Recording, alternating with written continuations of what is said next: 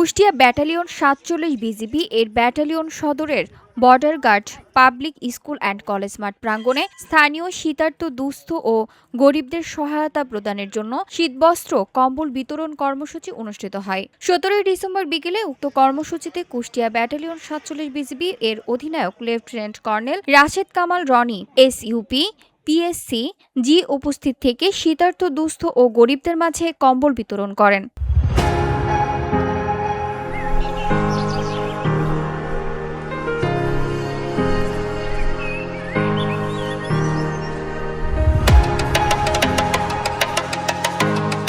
তিনি শীতার্তদের পাশে দাঁড়ানোর জন্য বিজিবির মানবিক উদ্যোগের কথা তুলে ধরেন এবং সবাইকে মাদক চোরাচালান ও সীমান্ত অপরাধের সাথে জড়িত না থাকার জন্য সকলকে আহ্বান জানান।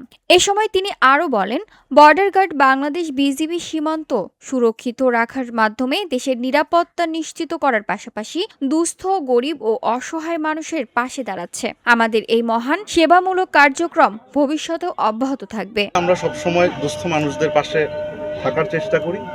আমরা বিভিন্ন সময় আপনারা দেখেছেন মেডিকেল ক্যাম্পেইন করেছি, বিভিন্নভাবে দুস্থ মানুষদের সাহায্য করার চেষ্টা করেছি।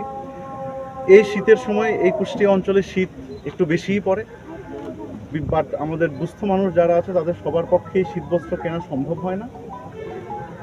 আমাদের সর্বোত্তম চেষ্টা থাকে তাদেরকে কিছু শীতবস্ত্র দিয়ে সহায়তা করার। আমরা জানি এটা পরিপূর্ণ হয় না, তারপরেও আমাদের যতটুকু সামর্থ্য আছে এই কার্যক্রম পুরো শীতের মৌসুমে আমরা চালিয়ে যাব। আমরা আজকে এখানে শীতবস্ত্র বিতরণ করছি, সামনে আমরা সীমান্ত এলাকায় দুস্থ মানুষের মাঝে শীতবস্ত্র বিতরণ করব ইনশাআল্লাহ। বিজিবির এই মানবিক সহায়তা কর্মসূচি স্থানীয় জনগণের মধ্যে গভীর প্রশংসা অর্জন করেছে এবং তারা বিজিবির প্রতি কৃতজ্ঞতা প্রকাশ করেছেন।